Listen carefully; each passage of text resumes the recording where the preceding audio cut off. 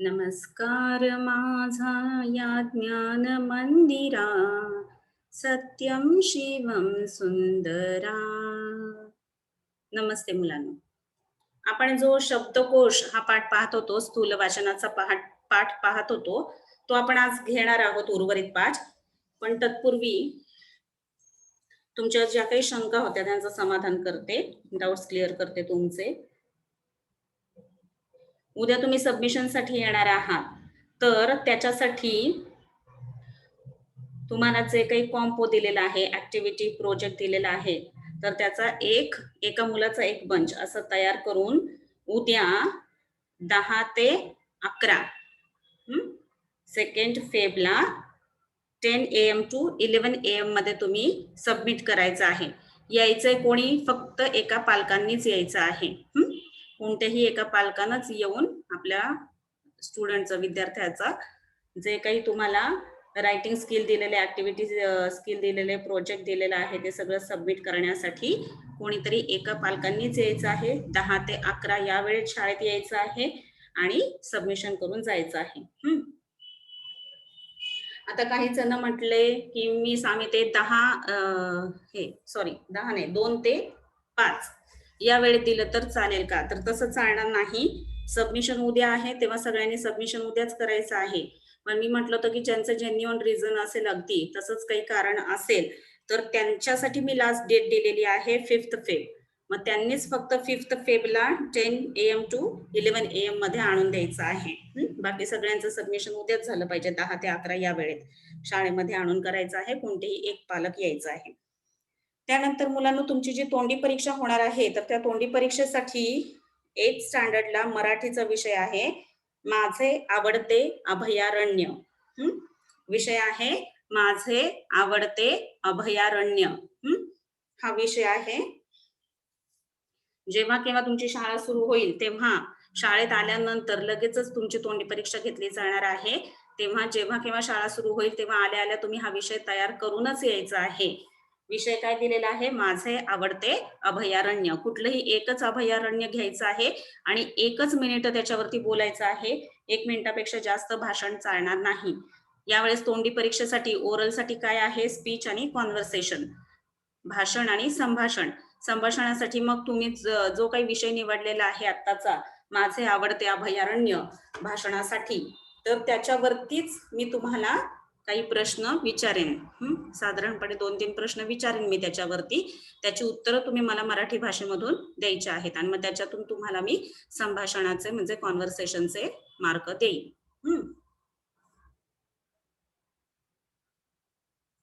आता आपण शब्दकोश हे स्थूल वाचन शिकूया.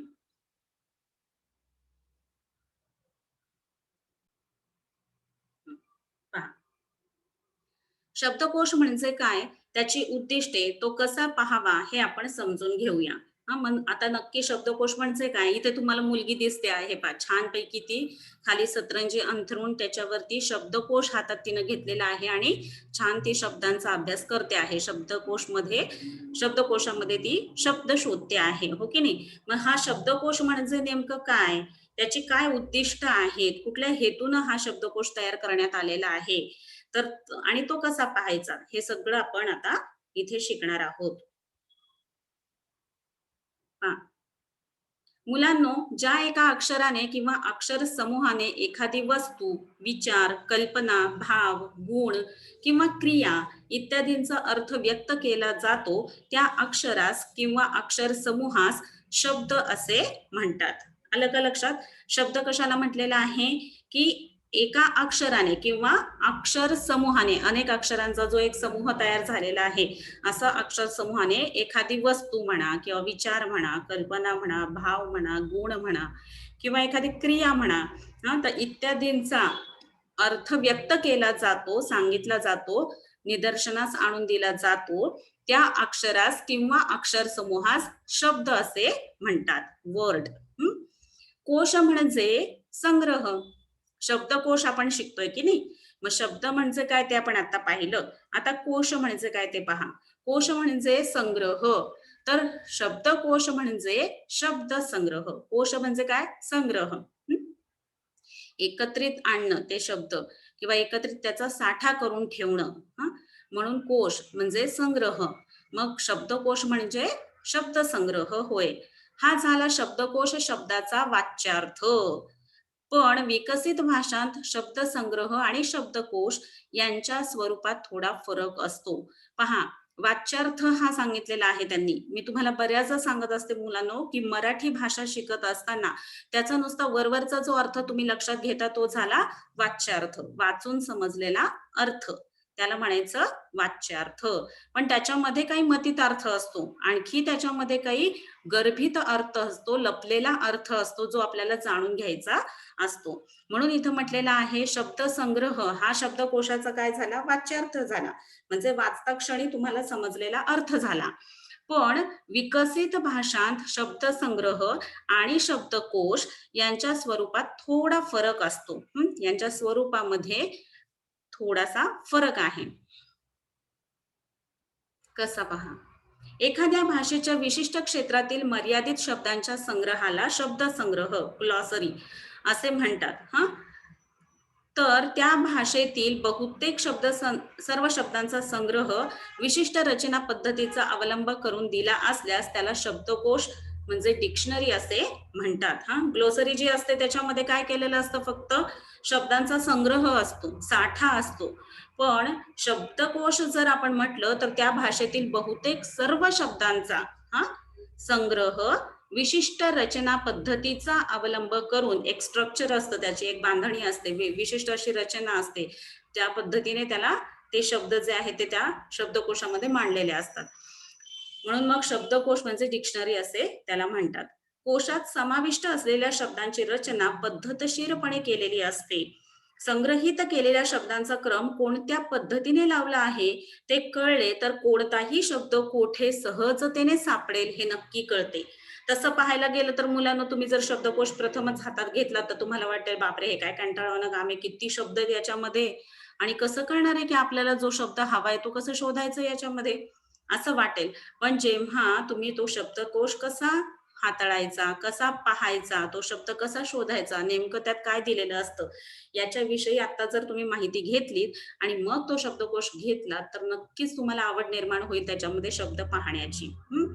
अलीकडे सर्व भाषांतील कोशांतील शब्दांची योजना त्या भाषेच्या व्यवहारासाठी वापरल्या जाणाऱ्या लिपीतील वर्णांच्या क्रमाने केलेली असते. वर्णांच्या क्रमाने, आकारभिल्लेप्रमाणे, अल्फाबेटिकली. अशी योजना करताना शब्दांचे आद्य अक्षर, आद्य म्हणजे पहिले अक्षर, किंवा वर्ण विचारात घेतलेला असतो. या पद्धतीमुळे कोशात शब्द कुठे सापडेल हे चटकन ठरवता येते. चटकन ठरवता येते, पटकन लगेचच तुम्हाला लक्षात येतं की हा शब्द आपल्याला कुठे सापडणार आहे. उद्दिष्टे, आता कशासाठी आहे हा शब्दकोश, कोणत्या हेतून हा शब्दकोश करण्यात आलेला आहे, तर त्यामागचं जे उद्दिष्ट आहे ती लक्षात घ्या. प्रत्येक शब्दाला विशिष्ट अर्थ असतो हे कळणे. एक म्हणजे प्रत्येक शब्द, कुठलेही शब्द जे आहे ते विनाकारण नाहीये, तर त्या प्रत्येक शब्दाला काही ना काही असा त्याचा विशिष्ट अर्थ प्राप्त झालेला असतो आणि तो अर्थ आपल्याला त्या शब्दकोशामुळे कळतो, समजतो, जाणून घेता येतो. शब्दाचा योग्य अर्थ माहीत करून घेण्याची सवय लागणे. हा, उगाच आपण काहीतरी शब्द ऐकतोय, कानावरती पडतायत आणि त्याचा आपण अर्थ लावतोय, असं करण्यापेक्षा त्या शब्दाचा नेमका अर्थ काय आहे, योग्य अर्थ काय आहे ते माहिती करून घेण्याची सवय तुम्हाला लागते शब्दकोशामुळे. तिसरं म्हणजे शब्दाच्या अर्थाच्या छटा समजणे. म्हणजे एकच शब्द असतो, पण आता जसं आपण गेल्या वेळेस उदाहरण घेतलेलं होतं दिन आणि दीन या शब्दांमधलं, की शब्द असतो एकच, केवळ मात्रा, कानामात्रा, वेलांटी याच्या फरकामुळे किंवा अनुस्वाराच्या भेदामुळे त्या अर्थामध्ये कसा बदल होतो ते जाणून घेणं म्हणजे अर्थाच्या छटा समजणं. शब्दकोश ही संकल्पना समजणे. मुळात शब्दकोश म्हणजे काय, तर ही संकल्पना जी आहे, तर ही तुम्हाला शब्दकोश जाणून घेतल्यामुळे समजते. शब्दकोशाची गरज व महत्व लक्षात येणे. शब्दकोशाची किती गरज आहे, निकड आहे, त्याचं काय महत्व आहे हे सुद्धा तुम्हाला शब्दकोशामुळे समजतं. शब्दकोशाची गरज व महत्व लक्षात येणे. आणि 6वं आहे शेवटचं, ते म्हणजे शब्दकोश हाताळता येणे. हाताळता येणं म्हणजे शब्दकोश वापरता आला पाहिजे. नुसतंच माहिती आहे की अरे शब्दकोश असतो, त्याच्यामध्ये अनेक शब्दांचे अर्थ असतात, ते आपण सहजगत्या शोधू शकतो आणि ते सापडले की आपल्याला आनंद होतो शब्द शोधण्यामधला. हे फक्त माहिती न करून घेता तुम्ही तो शब्दकोश हाताळला पाहिजे. हाताळता येणे म्हणजेच काय, तर तो वापरता आला पाहिजे, ही त्याच्या मागचे उद्दिष्ट आहेत. काय असते शब्दकोशात? एक शब्दांचा संग्रह. आता या शब्दकोशामध्ये काय काय असतं पहा. एक म्हणजे शब्दांचा संग्रह, शब्दांचा साठा असतो. दुसरं म्हणजे शब्दांचे प्रमाण उच्चार, प्रोनन्सिएशन कसं करायचं त्या शब्दाचं, ठराविक एका शब्दाचा उच्चार काय आहे ते आपल्याला त्याच्यामुळे कळतं. त्याच्यानंतर तिसरं जे आहे ते व्युत्पत्ती. व्युत्पत्ती म्हणजे त्या शब्दाचं मूळ काय आहे, कसा शोध लागला या शब्दाचा, ते आपल्याला समजतं. चौथं म्हणजे समानार्थी प्रतिशब्द, की एकाच अर्थाचे शब्द किंवा याला समान अर्थाचे असलेले दुसरे कोणते शब्द आहेत प्रतिशब्द, ते समजतात. नंतर पाचवं म्हणजे संदर्भानुसार बदलणारे शब्दांचे अर्थ, म्हणजे रेफरन्स जो आहे त्याच्यानुसार त्या शब्दाचा अर्थ कसा बदलतो हे सुद्धा आपल्याला यामुळे कळतं. अर्थाचे स्पष्टीकरण करणारे वर्णन किंवा चित्र. मग त्या अर्थाचं स्पष्टीकरण देण्यासाठी शब्दाचा जो काही अर्थ आहे तो तुम्हाला अधिक चांगल्या पद्धतीने स्पष्ट व्हावा याच्यासाठी एक्सप्लेनेशन देत असताना ते त्याचं वर्णन सांगतात किंवा त्याचं चित्र सुद्धा दाखवलं जातं, अधिक तुम्हाला कळावं याच्यासाठी. सातवं म्हणजे प्रसिद्ध लेखकांच्या ग्रंथातील संदर्भ. प्रसिद्ध लेखक असतील, नावाजलेले लेखक असतील तर त्यांच्या ग्रंथांमध्ये ते वापरलेले शब्द असतील तर त्याचा रेफरन्स इथे कुठेतरी लावलेला दिसून येतो. आलं का लक्षात? म्हणजे काय असते शब्दकोशात हे आपल्याला कळालं. या 7 गोष्टी आपल्याला शब्दकोशामधून समजतात. मग आता हा शब्दकोश कसा पाहावा? तर शब्दकोश पाहण्याचा क्रम काय आहे? शब्दकोश घेतलेला आहे, मग एखादा शब्द ठरव. आता ठरव कोणता शब्द तुला पाहायचा आहे, तो शब्द ठरवायचा. त्याच्यानंतर आकार विल्हे क्रम समजून घेणे. आकार विल्हे क्रम समजून घेणे म्हणजे अल्फाबेटिकली ऑर्डर काय आहे त्याची, ते समजून घ्यायचं. त्याच्यानंतर शब्दकोश बघ. मग आता शब्दकोशात बघायचं, अल्फाबेटिकली ऑर्डर प्रमाणे शोधायचा तो. मग आता तो शोधला का त्याचा अर्थ शोध. मग त्याचा अर्थ काय दिलेला आहे तो पाहायचा. मग विविध अर्थ छटा लक्षात घे. मग फक्त एकच अर्थ दिलेला असेल असं नाही, तर अनेक उदाहरणांद्वारे त्यांनी त्या अर्थामध्ये किती वेगवेगळ्या प्रकारे बदल होऊ शकतो हेही त्यांनी समजून सांगितलेलं असतं, ते पाहायचं. आणि एका शब्दाचे विविध अर्थ समजून घे. अशा प्रकारे तुम्हाला एक शब्द तुम्ही ठरवलेला असतो, त्याचे अनेक अर्थ इथे तुम्हाला कळतात. तर अशा प्रकारे हा शब्दकोश पाहण्याचा क्रम आहे. आता पहा, शब्दकोशात एखादा शब्द शोधताना आकार विल्हे म्हणजे अ या अक्षरापासून लावलेला क्रम महत्वाचा असतो. आपण विभा नेमाडे यांच्या नव्या युगाचे गाणे या कवितेतील एका ओळीचे उदाहरण पाहूया. आता इथे उदाहरण दिलेले त्यांनी. आकार विल्हे म्हणजे काय? अल्फाबेटिकली ऑर्डर, म्हणजे सुरुवात कुठल्या अक्षरापासून होणार आहे? अ या अक्षरापासून होणार आहे. क्रम जो आहे अल्फाबेटिकली ऑर्डर जी आहे ती कुठून असणार आहे? सुरुवात अ पासून असणार आहे. मग आता इथं शोधायचं आहे आपल्याला शब्द शब्दकोशामध्ये. तर त्यांनी नव्या युगाचे गाणे या कवितेतल्या एका ओळीचं उदाहरण त्यांनी दिलेलं आहे, की आता कवितेची एक ओळ दिलेली आहे. मग त्या ओळीतल्या प्रत्येक शब्दाचा अर्थ तुम्हाला शोधायचा आहे आणि त्या ओळीचा अर्थ तुम्हाला समजून घ्यायचा आहे. मग आता कशी सुरुवात करणार ते पहा. अणु रेणू तुनी शब्द प्रगटती, चला चला पुढती, विज्ञानाचा प्रकाश आला घडे दिव्य क्रांती. आता समजा आपल्याला अणुरेणूतुनी प्रगटती, विज्ञान, प्रकाश, दिव्य आणि क्रांती असे 6 शब्द शोधायचे आहेत. या शब्दांचा अर्थ तुम्हाला शोधायचे. पहिली महत्वाची गोष्ट म्हणजे शब्दांना लागलेले प्रत्यय वगळून, सामान्य रूप वगळून मूळचा शब्दच शोधायचा असतो. पहा काय सांगितलेलं आहे त्यांनी. हे आता तुम्हाला इयत्ता 9वी मध्ये गेल्यावरती तुम्हाला विभक्ती, विभक्तीचे प्रत्यय, सामान्य रूप काय आहे ते कळणारच आहे. पण आता तुम्हाला थोडक्यात समजून सांगते, की कोणताही शब्द जेव्हा आपण बोलताना, लिहिताना, वाचताना वापरतो, तेव्हा तो शब्द आपण जसाच्या तसा वापरत नाही. जसे इथे दिलेले प्रकाश, दिव्य, क्रांती, विज्ञान हा जसाच्या तसा शब्द आपण वापरत नाही. तर वाक्यामध्ये वापरत असताना त्याला काही विभक्तीचे प्रत्यय लागतात. म्हणजे दिव्यत्वाची जेथ प्रचिती किंवा विज्ञानाचे शिक्षक.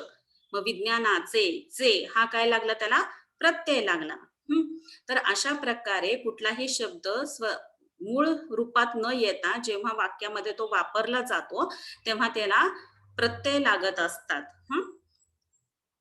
उपसर्ग आणि प्रत्यय तुम्ही शिकलेले आहात. शब्दाच्या आधी लागतो तो उपसर्ग, शब्दाच्या नंतर लागतो तो प्रत्यय. प्रिफिक्स आणि सफिक्स. तर प्रत्यय म्हणजे सफिक्स. तर प्रत्यय वगळून, हा प्रत्यय वगळायचा म्हणजे काढून टाकायचा. आणि सामान्य रूप जर झालेला असेल त्या शब्दाचं, की तो शब्द जसाच्या तसं येत नाही, विज्ञानाचा जसं म्हटलेलं आहे इथं, तर विज्ञाना हा हे काय झालं, त्याचं सामान्य रूप झालं. म्हणजे विज्ञान हा मूळ शब्द आहे आणि विज्ञाना हे काय झालं, त्याचं सामान्य रूप झालं. मग हे सामान्य रूप सुद्धा आपल्याला वगळायचं म्हणजे काढून टाकायचं आहे. मूळचा शब्दच शोधायचा असतो. मग मूळचा शब्द कुठला घेतला? विज्ञान, प्रकाश, दिव्य, क्रांती, हे काय झाले? मूळचे शब्द झाले. म्हणजे याला लागलेले प्रत्यय आपण काढून टाकले, याचं जे काही सामान्य रूप झालेलं होतं ते आपण काढून टाकलं आणि मूळ जो शब्द आहे तो घेतला. अणुरेणू तुनी या शब्दातला तुनी हा प्रत्यय वगळून मूळ शब्द शोधावा लागेल. दुसरी महत्वाची गोष्ट म्हणजे क्रियापदाचा मूळ धातू शोधायचा असतो. आता हे जर तुमच्या लक्षात आलं मुलांनो, विज्ञान, प्रकाश, दिव्य, क्रांती ही सगळी नामं आहेत. मग जेव्हा नाम आहे तेव्हा त्या नामाचा मूळ शब्द शोधायचा असतो. पण जेव्हा तो शब्द क्रियापद असतो तेव्हा क्रियापदाचा मूळ धातू शोधायचा असतो. म्हणजे पहा, प्रगटती या शब्दाचा प्रकट हा मूळ धातू आपल्याला शोधावा लागेल.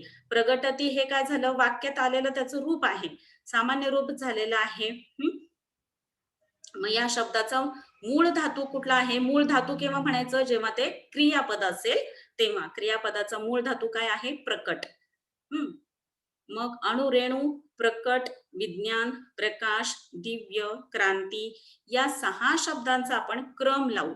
आपल्या वर्णमालेनुसार मुळाक्षरे तुम्ही शिकलेले आहात की नाही, तर त्या मुळाक्षरांच्या क्रमानुसार यांची पहिली अक्षरे कुठल्या क्रमाने येतात ते पाहू. कुठल्या शब्दांचा अर्थ शोधतोय आपण?